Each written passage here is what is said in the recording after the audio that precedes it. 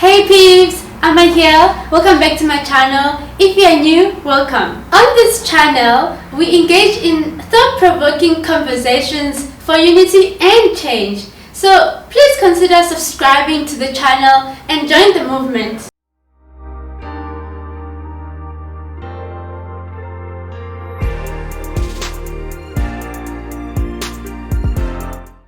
Across the world, humanity is beautiful because of various cultures, tribes, religions, and races. Divisions can also exist within this rainbow. In this video, we'll be focusing on tribalism and its upsides and downsides in Africa. Today, I'm joined by Evidence James, who is a master's student in law at UCT. He is also a masterclass scholar as well as an author. Thank you so much, James, for creating the time for this conversation. Thank you, Amma, for having me. It's a pleasure. So, James, for the benefit of the audience, what is your understanding of tribalism? Oh, thank you, Amma. I think when we talk about tribalism, we're talking about a pattern of behavior and attitudes that relates to an association to a particular tribe. So in other words, tribalism is an expression of belonging, identity in a way, but on the basis of a tribe, as opposed to a race or a religious grouping in a way. Yes. Now that we have a sense of what tribalism is, let us move to our next phase. Is tribalism bad? Is tribalism undesirable? All right. Thank you for that. I think from the that understanding of tribalism that I've spoken about, tribalism in itself, it's just like identity, right? It's identity. To say I belong to. I'm a Shona, like myself. I'm a Shona. There's pride in that. It's basically identity. So there's nothing bad about tribalism, but I think it's about something else. That we have to talk about. There's always that negative connotation that comes with, tribalism. It's like immediately when someone says tribalism or a tribalist, there's something negative that pops in our heads immediately. And that is actually not tribalism, it's toxic tribalism, right? It's toxic tribalism. And what do I mean by that? It now comes with negative things, but they are all based or built on top of tribalism or the identity that we have.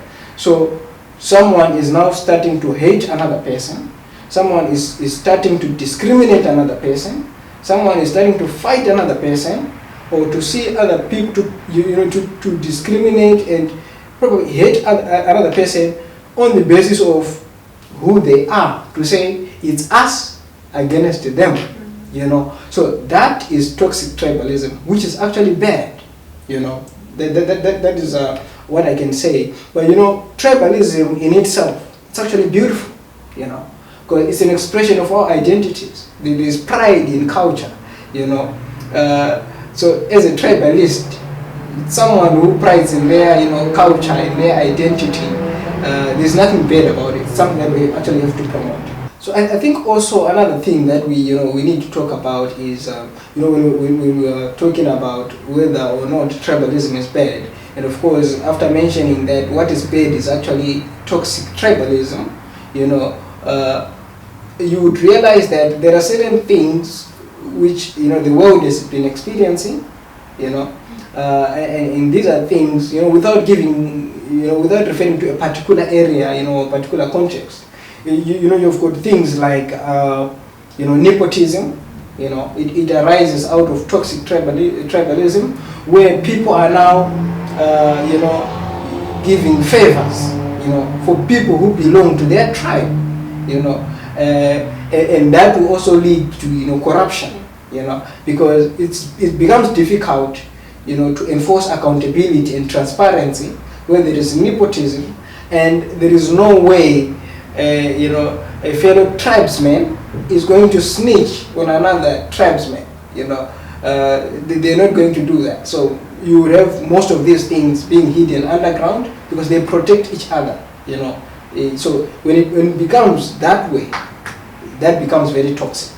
Another point, you would have, when people feel strongly about, their belonging and identity, and you have people fueling, conflicts, tribal conflicts, where you hear this tribe saying we are smarter than that other tribe, or we are stronger than that other tribe. The tribe that feels inferior, they would want to project power, in a way, and ridicule, another tribe, and that will fan, tribal conflict. Whereas people are just supposed to embrace the differences, just like flowers in a garden.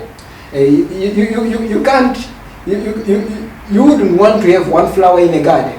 It's no longer a flower garden. It can be beautiful, So people have to, to understand that.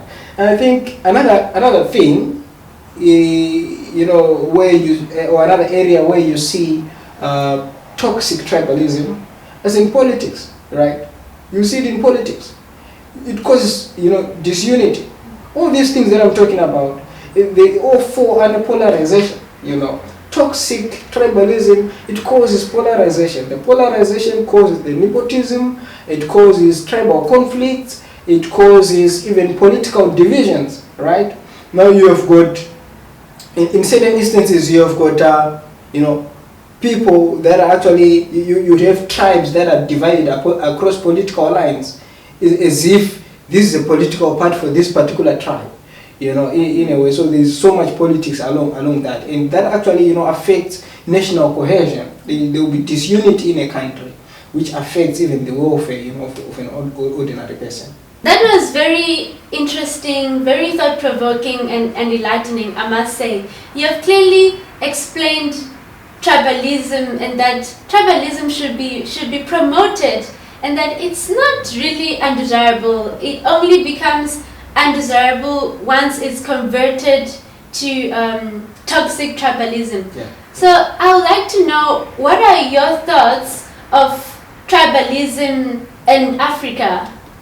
Yeah, thank you. I think, we can talk about tribalism, in Africa, also probably under those two, topics as well, just to say tribalism and then toxic tribalism. Because I think they both exist. We've got, instances like that, in Africa. But I think in the instance of, tribalism, Africa is quite a colorful continent. There are a lot of tribes, in Africa. Just to talk about tribes in just one country, there's just so much. There's just a lot. In Zim, where I'm from, we've got 16 official languages. 16, and that means 16 tribes. But it could be even way more than that. South Africa's got 11 official languages, And what about those minorities, So it makes it so beautiful. You move from one province to another, you get a different taste of life, It's like flavors wherever you go, which is, to me, it's quite beautiful. And that kind of, it gives Africa its identity, Yes, and it's something that we are proud of. And when we're talking about toxic tribalism, now there, it's quite a mess. It's quite a problem, because of these numerous tribes, it also comes with, so many problems, where many people, many tribes are trying to coexist, and so you always have these instances of conflicts and things like that. So I think when I'm speaking about these two, axes, toxic tribalism and tribalism, I think to look at case studies would be best, to actually demonstrate these two, right? Of course, I spoke about, how beautiful tribalism is, and how many, the fact that there are many tribes, in African countries and across Africa, you actually see it coming in, the beauty of it comes into reality when you look at what is happening on the ground. And one such thing, one such trend is what's happening in the music industry. There are people now that are warming up to different languages, who are getting more interested in different cultures through music. You have got artists from different tribes collaborating. You have got artists from different countries collaborating. If I can just give you a few examples, our very own, late Mtukudzi, Oliver Mtukudzi, he had collaborations with Zahara. By the way, I love Zahara. She's good. So actually, I learned a bit of Xhosa because of her songs. I always listen to that. So you had Mtukudzi collaborating with Zahara. You had Mtukudzi collaborating with the Shabalala rhythms. You had now you have got Ja Praiser, who's been collaborating with a lot of people, right? He collaborated with Mafiki Zolo from South Africa. He collaborated with Diamond Platinum from Tanzania. He collaborated with Davido and Yemi Alade from Nigeria. Yeah. And you could see the rhythm in it, so it's so unique. You listen to those songs, you get hooked, trust me. There's the positive side of it, of tribalism, and of course nationalism. Now looking at toxic tribalism, it's quite bad, it's sad as well. I can give you probably 4 instances of toxic tribalism. One of those is where toxic tribalism leads to a loss of lives because of tribal conflicts, and probably one of those is the Rwandan genocide. And just to close by here, you had the Gukurahundi genocide in Zim, and you go up north, you've got Nigeria. Nigeria is actually is struggling with tribalism on those conflicts, and another country as well is South Sudan. The tribalism, like toxic tribalism, is a problem there. So as much as many countries are suffering from this, it differs, with countries, and sometimes it's just that it gets media attention, and so much is happening that we don't see, and that toxic tribalism, it also, extends to politics. We are seeing it in Zim playing out, So I think, yes, that is tribalism in Africa, yes. You have pointed a number of case studies both on tribalism as a positive thing as well as toxic tribalism. Just to round up, what do you think can be done to deal with the problem of toxic tribalism, and what do you think people belonging to different tribes can do to create unity amongst themselves so there can be change and progress in our countries and continents? Thank you, Amma, for that question.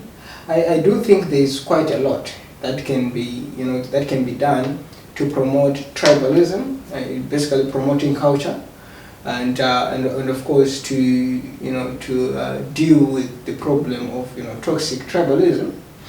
I think I can identify about 4 things that can be done, to deal with these 2 things. I think by doing those things, by focusing on those areas, we can actually promote culture. That is basically promoting tribalism, and also dealing with the eradicating toxic tribalism. And I think one of the first of those things, it's something that I've spoken about when I was talking about the beauty of Africa, derived from its numerous tribes and all that, so one of those things is collaboration in the music industry. So if we can promote collaborations between, you know, artists from different tribes, you know, that in a way it will diffuse, be it tensions, it will lead other people from getting interested in, you know, in the culture of other people. We get to understand other people, because I think we understand other people more the more we get interested in them, and also the more we kind of understand even their language as well, you know, and their music. So I think by promoting these collaborations, we can actually deal with the problem of toxic tribalism and actually promote culture, you know, and cohesion in our communities. Another issue, and another point I think, would be to, this comes down to the individual, right? It goes down to the individual level. And there's a need to change a culture, thinking culture, right? In terms of how do we look at people. You know, there's an old saying, you know, that says, you know, don't judge me on the basis of where I belong, you know. You judge me on the basis of my character and the person I am. Don't judge me, you know, because I belong to this particular group, and you stereotype me, you know, on the basis of what you know someone who belongs from that group does, and you reflect it on me. That is actually wrong. So I think as individuals, as much as we belong to particular groups, we shouldn't see groups on individual. Right.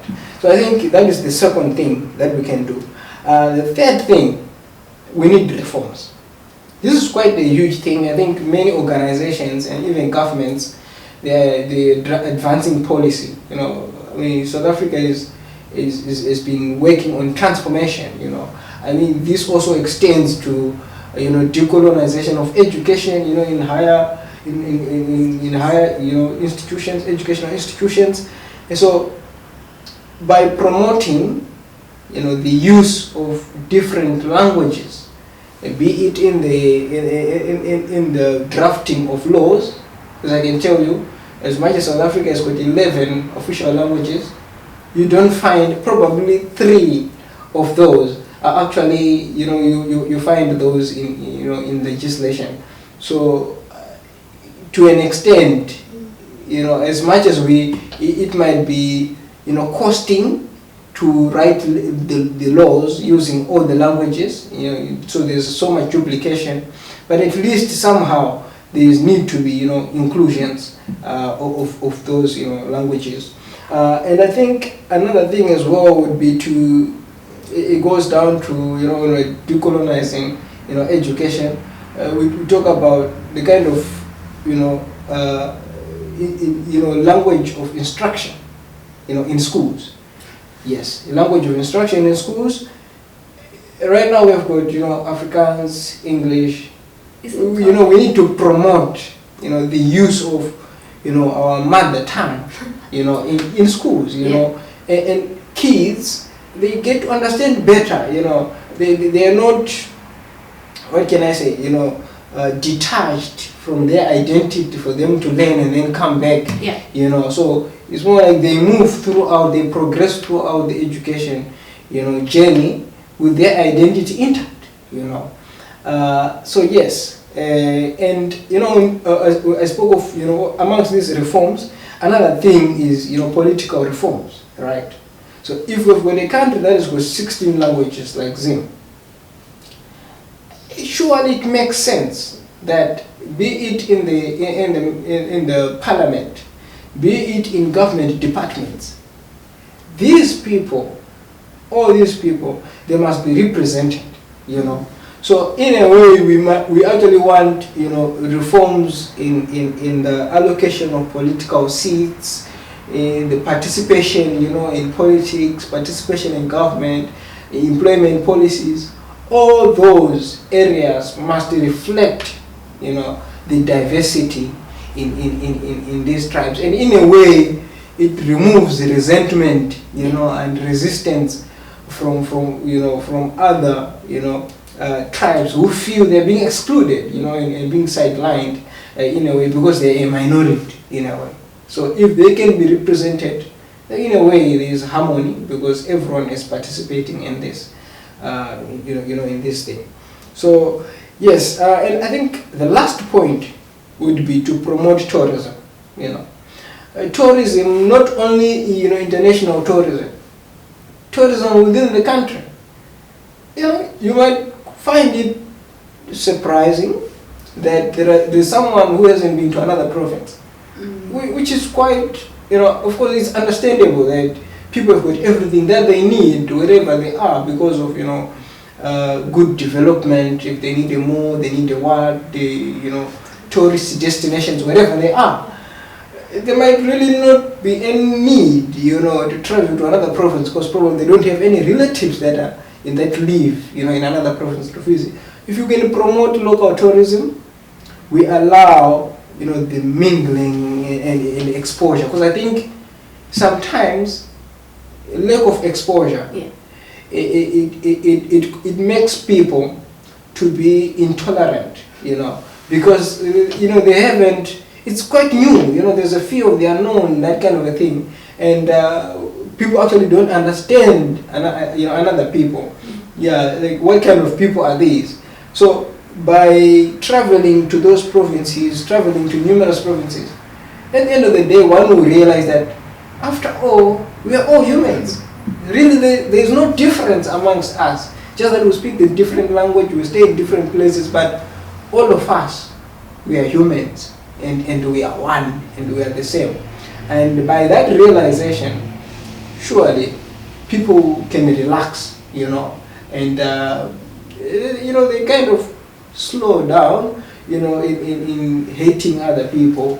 They can actually like other people and get to learn about their livelihood. I think that if that can be done, I think that would go a long way, in promoting unity in our communities, preventing corruption, preventing nepotism, and aiding, unity at the national level itself, in government. Yes. James, looking forward to having you back in studio to discuss more related issues. Thank you so much for sharing your views with us on tribalism.